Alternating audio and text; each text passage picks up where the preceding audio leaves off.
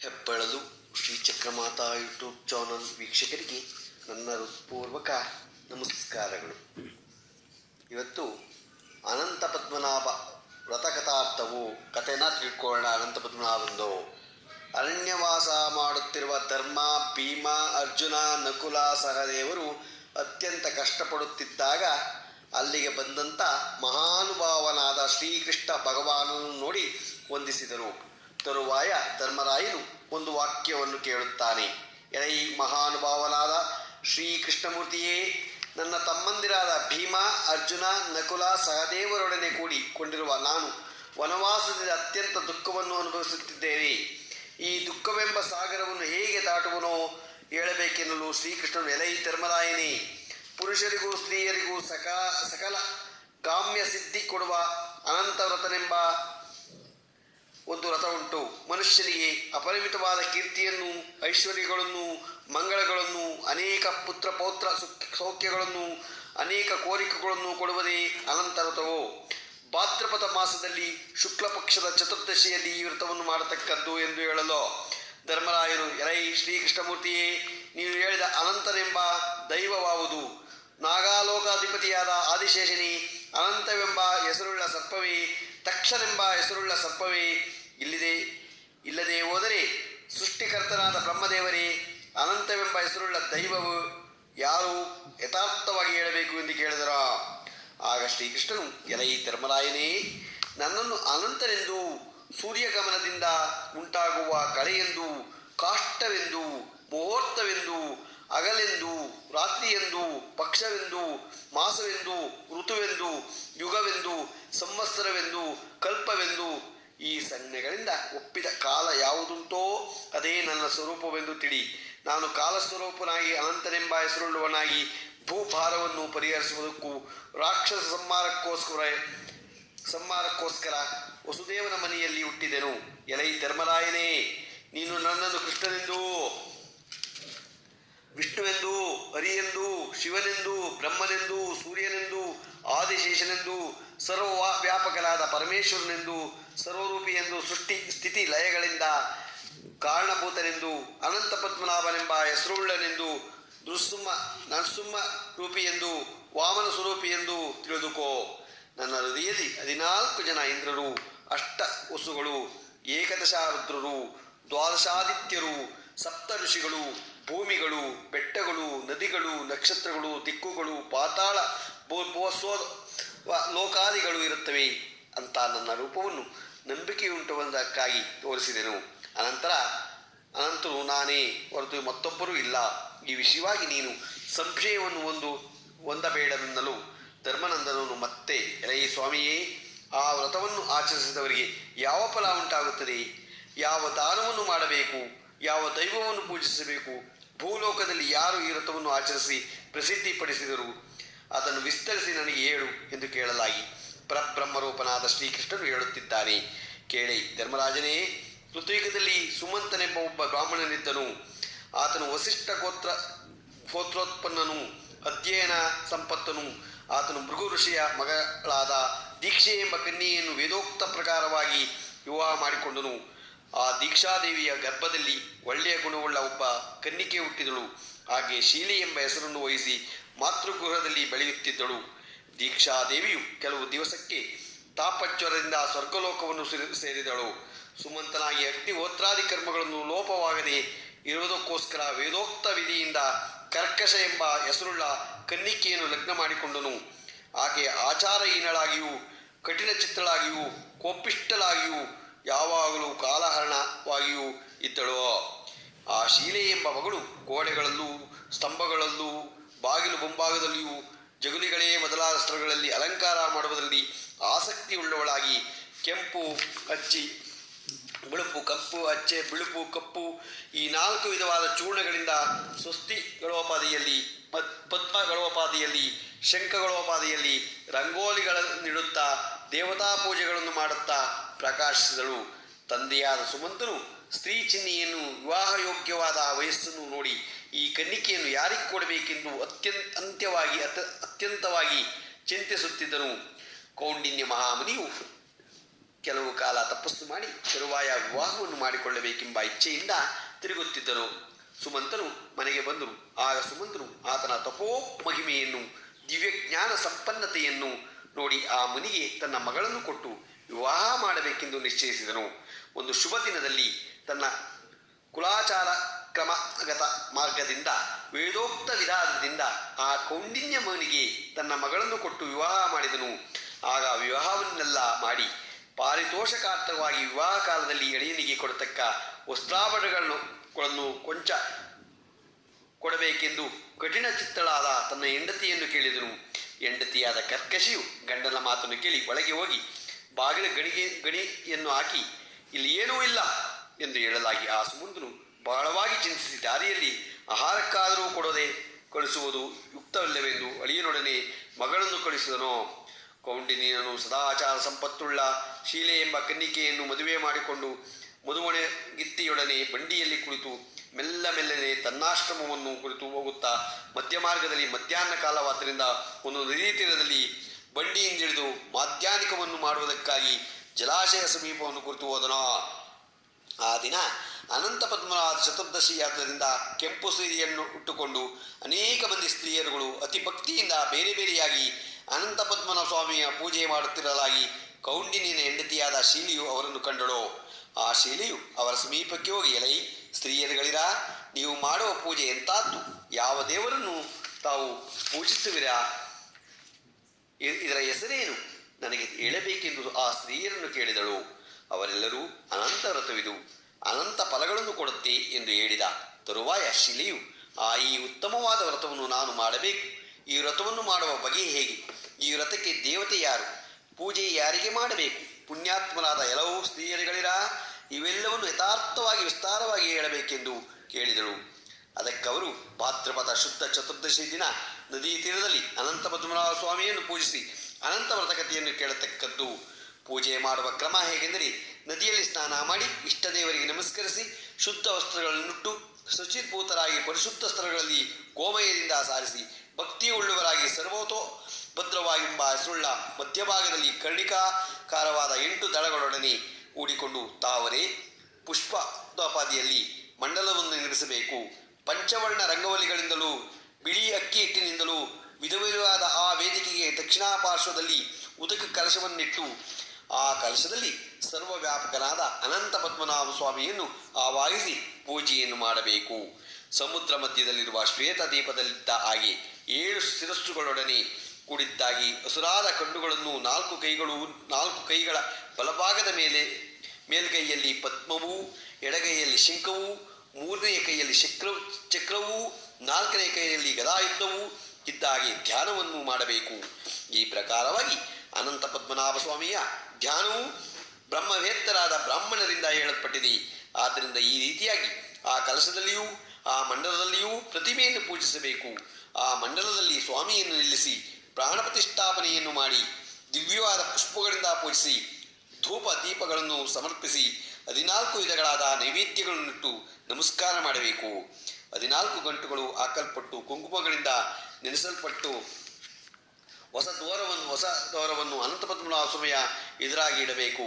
5 ಪಡಿ ಗೋಧಿ ಹಿಟ್ಟಿನಿಂದ 28 ಅತಿರಸಗಳನ್ನು ಮಾಡಬೇಕು.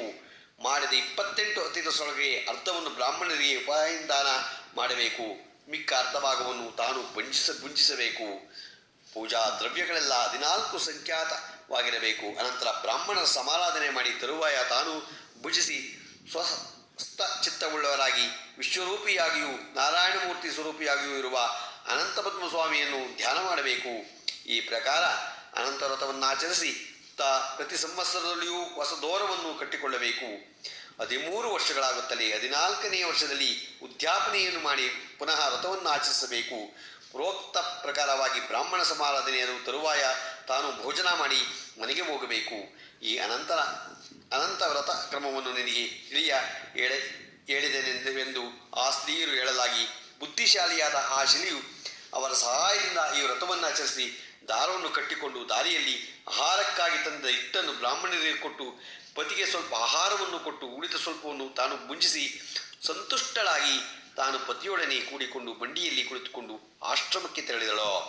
ಆಶ್ರಮಕ್ಕೆ ಹೋದ ತಕ್ಷಣವೇ ಅನಂತಸ್ವಾಮಿಯ ಅನುಗ್ರಹದಿಂದ ಅನಂತವಾದ ಸರ್ವೋತ್ತಮವಾದ ಲೋಕಸಮ್ಮತವಾದ ಅಷ್ಟೈಶ್ವರ್ಯಗಳು ವ್ರತ ಮಹಿಮೆಯುಂಟಾದಾಯಿತು. ಕೌಂಡಿನ್ಯ ಮಹಾಮುನಿಯು ಆಶ್ರಮವು ಸಕಲೇಶ್ವರ್ಯಗಳಿಂದಲೂ ಧನಧಾನ್ಯಗಳಿಂದಲೂ ಅತಿ ಸತ್ಕಾರದಿಂದ ಅತ್ಯಂತ ಶಾಂತವಾದ ಜಂತುಗಳಿಂದಲೂ ಕೂಡಿಕೊಂಡು ಅಧಿಕವಾಗಿ ಪ್ರಕಾಶಿಸಿದು. ಆ ಶಿಲೆಯು ಸಕಲ ದಿವ್ಯಾಭರಣಗಳನ್ನು ಧರಿಸಿದವಳಾಗಿ ಒಳ್ಳೆಯ ಸೀರೆಯನ್ನು ಉಟ್ಟವಳಾಗಿ ಸಾವಿತ್ರಿಗೆ ಸಮಾನಳಾಗಿದ್ದಳು. ಈಕೆಗೆ ಬಂದ ಐಶ್ವರ್ಯವನ್ನು ನೋಡಿ ಆಕೆಯ ಬಂಧುಗಳೆಲ್ಲರೂ ಅನಂತಪದ್ಮಸ್ವಾಮಿ ಅನುಗ್ರಹದಿಂದ ಈಕೆಗೆ ಇಷ್ಟು ಐಶ್ವರ್ಯ ಬಂದಿರಬಹುದೆಂದು ಸಂತೋಷದಿಂದ ಹೇಳಿಕೊಳ್ಳುತ್ತಿದ್ದರು. ಈ ವಿಧವಾಗಿ ಈ ವ್ರತವು ಭೂಲೋಕದಲ್ಲಿ ಪ್ರಸಿದ್ಧಿಯನ್ನು ಹೊಂದಿತು. ತರುವಾಯ ಒಂದು ದಿನ ದುಷ್ಟಬುದ್ಧಿಯಿಂದ ಕೌಂಡಿನ್ಯನು ಶಿಲೆಯ ಕೈಗಳಲ್ಲಿರುವ ದಾರವನ್ನು ನೋಡಿ, ಓ ಶಿಲೆ, ಇದೇನು ದಾರ? ಯಾರನ್ನೂ ವಶಪಡಿಸಿಕೊಳ್ಳಲಿಕ್ಕೆ ಕಟ್ಟಿಕೊಂಡಿರುವೆ? ನನ್ನನ್ನೋ ಅಥವಾ ಬೇರೆ ಯಾರನ್ನಾದರೋ ನಿಶ್ಚಯವಾದ ಸಂಗತಿಯನ್ನು ತಿಳಿಸು ಎನ್ನಲು ಶಿಲೆಯು ಅನಂತಪದ್ಮ ಸ್ವಾಮಿಯನ್ನು ಧರಿಸಿದ್ದೇನೆ. ಆ ಸ್ವಾಮಿಯು ಅನುಗ್ರಹದಿಂದಲೇ ನನಗೆ ಈ ಧನಧಾನ್ಯ ಮೊದಲಾದ ಐಶ್ವರ್ಯಗಳನ್ನು ಉಂಟಾಗಿವೆ. ಈ ದಾರವನ್ನು ಕಟ್ಟಿಕೊಂಡವರಿಗೆ ಸಕಲೈಶ್ವರ್ಯಗಳು ಉಂಟಾಗುತ್ತದೆ.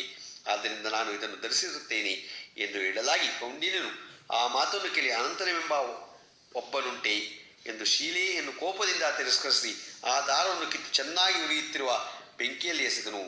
ಶಿಲೆಯು ಇದನ್ನು ನೋಡಿ ಆಹಾಕಾರ ಮಾಡಿ ಓಡಿ ಹೋಗಿ ಆ ದಾರವನ್ನು ತಂದು ಹಾಲಿನಲ್ಲಿ ನಿಲ್ಲಿಸಿ ಇಟ್ಟಳು. ಕೌಂಡಿನ್ಯನು ಕರ್ಮ ಪರಿಪಾಕದಿಂದ ಆತನ ಐಶ್ವರ್ಯವೂ ದಿನೇ ದಿನೇ ನಶಿಸಿ ಹೋಯಿತು. ಅವರ ಪಶುಗಳು ಕಳ್ಳರು ಆರಿಸಿಕೊಂಡು ಹೋದರು.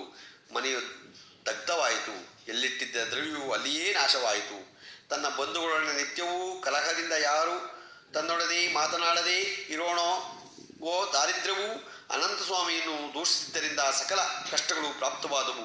ಎಲೈ ಧರ್ಮರಾಯನೇ ಕೇಳು, ಆ ಕೌಂಡಿನ್ಯನೊಡನೆ ಯಾರು ಮಾತನಾಡದೆ ಹೋದರೂ ಅಂತಹ ಸಮಯದಲ್ಲಿ ಕೌಂಡಿನ್ಯನು ಅತ್ಯಂತ ವ್ಯಸನವನ್ನು ಹೊಂದಿ ಅರಣ್ಯವನ್ನು ಪ್ರವೇಶಿಸಿದನೋ. ಯಾವಾಗ ಅನಂತಸ್ವಾಮಿಯನ್ನು ನೋಡುತ್ತಾನೋ ಎಂದು ಸ್ವಾಮಿಯನ್ನು ಮನಸ್ಸಿನಲ್ಲಿ ಧ್ಯಾನ ಮಾಡುತ್ತಾ ಅನ್ನವನ್ನು ನೀರನ್ನು ಕಾಣದೆ ಇಂದ್ರಿಯಗಳನ್ನು ಜಯಿಸಿದವನಾಗಿ ಬ್ರಹ್ಮಚರ್ಯ ವ್ರತವನ್ನು ಆಚರಿಸುತ್ತಾ ಮನುಷ್ಯ ಸಂಚಾರವಿಲ್ಲದೆ ಅತಿ ಕಠಿಣವಾದ ಕಾಡಿನಲ್ಲಿ ಹೋಗುತ್ತಾ ಹೂವುಗಳಿಂದಲೂ ಕಾಯಿಗಳಿಂದಲೂ ಹಣ್ಣುಗಳಿಂದಲೂ ಕೂಡಿಕೊಂಡಿರುವ ಒಂದು ಮಾವಿನ ಮರವನ್ನು ನೋಡಿದನೋ. ಪಕ್ಷಿಗಳಾಗಲಿ ಹುಳುಗಳಾಗಲಿ ಆ ಗಿಡದ ಮೇಲೆ ಸಂಚಾರ ಮಾಡದೇ ಇರುವುದನ್ನು ನೋಡಿ, ಎಲೆ ವೃಕ್ಷರಾಜನೇ, ನಮ್ಮ ಅನಂತವೆಂಬ ಹೆಸರುಳ್ಳ ದೇವರನ್ನು ನೋಡಿದ್ದೀಯೇ ಎಂದು ಕೇಳಿದನು. ಈ ಪ್ರಕಾರ ಕೇಳಲು ಆ ಚೂತ ವೃಕ್ಷವು ಅನಂತಸ್ವಾಮಿಯನ್ನು ನಾನು ಕಾಣೆನೆಂದು ಹೇಳಿತು. ಆದ್ದರಿಂದ ತಿರಸ್ಕರಿಸಲ್ಪಟ್ಟವನಾಗಿ ಮುಂದೆ ಹೋಗಲಾಗಿ ಚಿಕ್ಕ ಕರುವಿನೊಡನೆ ಆಡಿಕೊಂಡಿರುವ ಒಂದು ಆಕಳನ್ನು ನೋಡಿದನು. ಎಲೆ ಧರ್ಮರಾಯನೇ ಕೇಳು, ಹಸಿರು ಹುಲ್ಲಿನ ಮಧ್ಯೆ ಅಲ್ಲಲ್ಲಿ ತಿರುಗಾಡುತ್ತಾ ಇರುವ ಆಕಳನ್ನು ಕಂಡು ಅನಂತಪದ್ಮ ಸ್ವಾಮಿಯನ್ನು ಕಂಡೆಯಾ ಎಂದು ಕೇಳಿದನು. ಎಲೆ ಬ್ರಾಹ್ಮಣನೇ, ಅನಂತಪದ್ಮ ಸ್ವಾಮಿಯನ್ನು ನಾನರಿಯೇ ಎಂದು ಆಕಳು ಹೇಳಲಾಗಿ ಮತ್ತು ಇನ್ನೂ ದೂರ ಹೋಗಲಾಗಿ ಅಚ್ಚಾಗಿರುವ ಹುಲ್ಲಿನಲ್ಲಿ ನಿಂತಿರುವ ಋಷಭವನ್ನು ನೋಡಿ, ಎಲೈ ಋಷಭರಾಜನೇ, ಅನಂತ ಪದ್ಮನಾಭ ಸ್ವಾಮಿಯನ್ನು ನಾನರಿಯೇನೆಂದು ಹೇಳಿತು. ಆ ತರುವಾಯ ಸ್ವಲ್ಪ ದೂರ ಹೋಗಲಾಗಿ ಒಂದರಿಂದ ಒಂದಕ್ಕೆ ಪ್ರವೇಶಿಸುತ್ತಿರುವ ಅಲೆಗಳುಳ್ಳ ಅತ್ಯಂತ ಮನೋಹರವಾದ ಪುಷ್ಕರಣಿಯನ್ನು ನೋಡಿದನು. ಆ ಪುಷ್ಕರಣಿ ದ್ವಯವು ತಾವರೆ ಪುಷ್ಪಗಳು, ಕಲ್ಲಾರ ಪುಷ್ಪಗಳು, ನೈದಿಲೆ ಪುಷ್ಪಗಳು, ಬಿಳಿಯ ಕಮಲಗಳು ಮೊದಲಾದ್ದರಿಂದಲೂ ಪ್ರಕಾಶಿಸುತ್ತಿರುವ ಭ್ರಮರಗಳು, ಹಂಸಗಳು, ಚಕ್ರವಾಕಗಳು, ನೀರು ಕೋಳಿಗಳು ಮೊದಲಾದ ಪಕ್ಷಿಗಳಿಂದಲೂ ಹಾಗೂ ಪ್ರಕಾಶಮಾನವಾದ ಉದಕಗಳಿಂದಲೂ ಕೂಡಿಕೊಂಡಿದ್ದವೋ. ಆಗ ಕೌಂಡಿನ್ಯನು ಕಮಲಾಕರ ದ್ವಯವನ್ನು ನೋಡಿ, ನೀವು ಅನಂತಪದ್ಮವನ್ನು ನೋಡಿದ್ದೀರಾ ಎಂದು ಕೇಳಲು, ನಾವು ಕಾಣೆವು ಎಂದು ಹೇಳಿತು.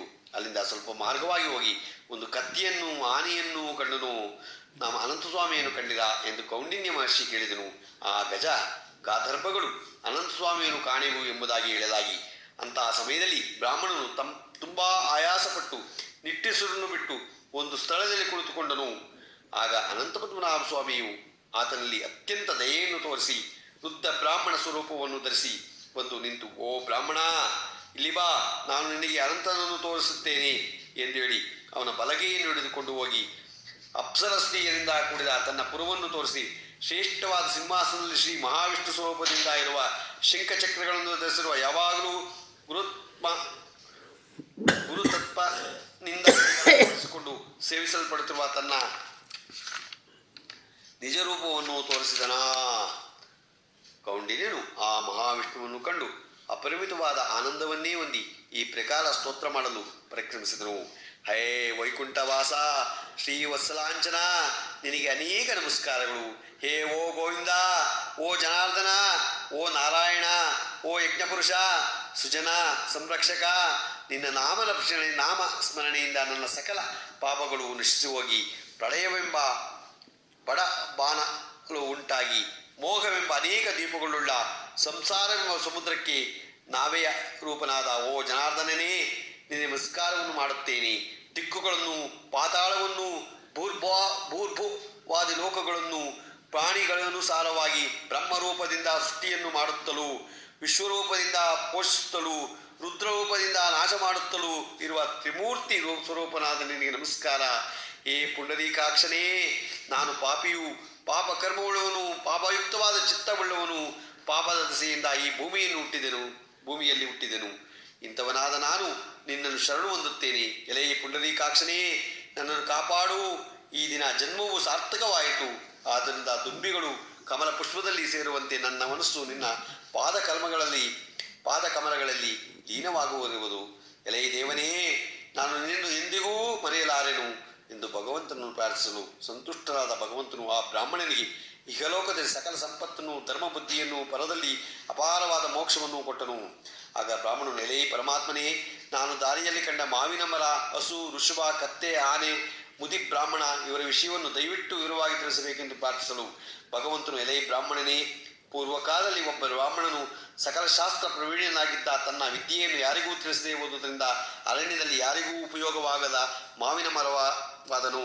ಪೂರ್ವ ಜನ್ಮದಲ್ಲಿ ಧನಿಕನಾಗಿದ್ದು ಪಾತ್ರವನ್ನರಿತು ದಾನ ಮಾಡದೆ ಹೋದ್ರಿಂದ ಸುತ್ತಲೂ ಹುಲ್ಲು ವಿಶೇಷವಾಗಿ ಬೆಳೆದಿದ್ದರೂ ಅದರಲ್ಲಿ ತಾನೂ ವಾಸ ಮಾಡುತ್ತಾ ಆ ಹುಲ್ಲನ್ನು ತಿನ್ನದೆ ಹಸುವಾಗಿ ಹುಟ್ಟಿದನು. ಪೂರ್ವದಲ್ಲಿ ಒಂದು ಬಂಜರು ಭೂಮಿಯನ್ನು ಬ್ರಾಹ್ಮಣರಿಗೆ ದಾನ ಮಾಡಿ ಈ ಜನ್ಮದಲ್ಲಿ ಋಷಭನಾಗಿ ಹುಟ್ಟಿದನು. ಈ ಸರೋವರಗಳೆದು ಧರ್ಮ ಅಧರ್ಮವನ್ ಎನ್ನುವವು. ಪರನಿಂದನೆಯನ್ನು ಮಾಡಿದವನು ಕತ್ತಿಯಾಗಿ ಹುಟ್ಟಿದನು. ಹಿರಿಯರ ಈ ಧರ್ಮಕ್ಕಾಗಿ ತೆಗೆದಿದ್ದು ಸ್ವತ್ತನ್ನು ಅಪಹರಿಸಿದವನು ಆನೆ. ಬ್ರಾಹ್ಮಣ ರೂಪದಿಂದ ನಿನಗೆ ಕಾಣಿಸಿದವನು ಅನಂತಪದ್ಮನ ಸ್ವಾಮಿಯಾದ ನಾನೇ. ಎಲೈ ದ್ವಿಜವರ್ಯನೇ, ನಿನ್ನ ಪ್ರಶ್ನೆಗಳೆಲ್ಲ ಪ್ರತ್ಯುತ್ತರವಾಗಿ ಕೊಟ್ಟಿರುತ್ತೇನೆ. ನೀನು 14 ವರ್ಷಗಳು ಅನಂತ ವ್ರತವನ್ನು ಮಾಡು. ನಿನಗೆ ಇಹಲೋಕದಲ್ಲಿ ಸಕಲ ಇಷ್ಟಾರ್ಥಗಳನ್ನು, ಪರದಲ್ಲಿ ಮೋಕ್ಷವನ್ನು ಕೊಡುವೆನೆಂದು ಹೇಳಿ ಅಂತರ್ಧಾನನಾದನು. ನಂತರ ಕೌಂಡಿನ್ಯನು ಅನಂತ ವ್ರತವನ್ನು ಆಚರಿಸಿ ಅದರ ಪ್ರಭಾವದಿಂದ ಇಹದಲ್ಲಿ ಸಕಲ ಸಂಪತ್ತುಗಳನ್ನು ಅನುಭವಿಸಿ ಅಪಾರವಾದ ಮೋಕ್ಷವನ್ನು ಹೊಂದಿ ಈಗಲೂ ನಕ್ಷತ್ರ ರಾಶಿಗಳ ಮಧ್ಯದಲ್ಲಿ ಪ್ರಕಾಶಿಸುತ್ತಾನೆ. ಎಲೈ ಧರ್ಮನಂದನೇ, ಆದಿಯಲ್ಲಿ ಅಗಸ್ತ್ಯನು ಈ ವ್ರತವನ್ನು ಮಾಡಿ ಮನುಷ್ಯ ಲೋಕದಲ್ಲಿ ಪ್ರಚುರಪಡಿಸಿದನು. ಸಗರ ಭರಿತ ದಿಲೀಪ, ಹರಿಶ್ಚಂದ್ರ, ಜನಕ ಮೊದಲಾದ ಮಹಾರಾಜರು ಇನ್ನೂ ಅನೇಕರು ಈ ವ್ರತದ ಪ್ರಭಾವದಿಂದಲೇ ರಾಜ್ಯಗಳನ್ನು ಸಂಪಾದಿಸಿ ಸ್ವರ್ಗಲೋಕವನ್ನು ಸೇರಿದರು. ಸಕಲ ಜನಗಳು ಕಷ್ಟವನ್ನೂ ಪರಿಹರಿಸಿ ಕಾಪಾಡುವ ಉತ್ತಮವಾದ ಈ ವ್ರತವನ್ನು ನಿನಗೆ ಹೇಳಿರುವೆನು. ಇದನ್ನು ನೀನು ಭಕ್ತಿಯಿಂದ ಆಚರಿಸಿದರೆ ಸಕಲ ಕಷ್ಟಗಳು ಪರಿಹಾರವಾಗಿ ಇಷ್ಟಾರ್ಥಗಳೆಲ್ಲವೂ ಸಿದ್ಧಿಸುವವು ಎಂದು ತಮ್ಯರು ಹೇಳಿದರು ಎಂಬಲ್ಲಿಗೆ ಭವಿಷ್ಯೋತ್ತರ ಪುರಾಣದಲ್ಲಿ ಅನಂತ ಪದ್ಮನಾಭ ವ್ರತಕಥವು ಇಲ್ಲಿಗೆ ಮುಗಿಯಿತು. ನಮ್ಮ ಹೆಬ್ಬಳಲು ಶ್ರೀ ಚಕ್ರಮಾತಾ ಯೂಟ್ಯೂಬ್ ಚಾನಲ್ ಯಾರು ಸಬ್ಸ್ಕ್ರೈಬ್ ಆಗಿರುವ ದಯಮಾಡಿ ಸಬ್ಸ್ಕ್ರೈಬ್ ಆಗಿ. ಇದು ನಿಮ್ಮದೇ ಚಾನಲ್ ಆಗಿದ್ದರಿಂದ ನಮ್ಮ ಲಿಂಕನ್ನು ಬೇರೆ ಗ್ರೂಪ್ಗಳಿಗೆ ಫಾರ್ವರ್ಡ್ ಮಾಡಿ. ಇದು ಅನಂತ ಪದ್ಮನಾಭ ಸ್ವಾಮಿಯನ್ನು ಪ್ರತಿದಿನ ಎಲ್ಲರೂ ಕೇಳಿ ಎಲ್ರಿಗೂ ದೇವರು ಆಯುಸ್ಸು, ಆರೋಗ್ಯ, ಐಶ್ವರ್ಯ ಕೊಟ್ಟು ಕಾಪಾಡಿ ಅಂತ ಕೇಳ್ಕೊತೀನಿ. ನಮಸ್ಕಾರಗಳು, ನಮಸ್ಕಾರಗಳು, ನಮಸ್ಕಾರಗಳು.